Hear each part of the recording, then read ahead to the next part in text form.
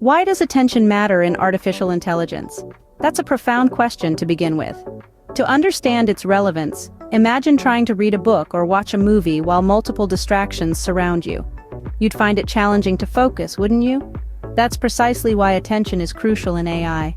It helps the system focus on relevant data points, making it more efficient and accurate.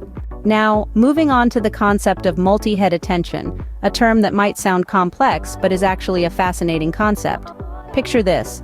A group of detectives are working on a complicated case. Instead of having one detective handle everything, they split up, each focusing on different aspects of the case. In the end, they combine their findings to solve the case. That's a simple way of understanding multi-head attention. In the world of AI, multi-head attention works in a similar way. It allows the model to focus on different positions, all at the same time. In other words, it's like having multiple detectives or attention heads working simultaneously on different parts of the data. Let's break it down further. The process of multi-head attention involves three key steps: scaling, scoring, and applying the softmax function.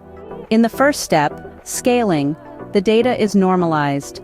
This helps avoid extremely high or low values that could skew the model's overall understanding. Next comes scoring.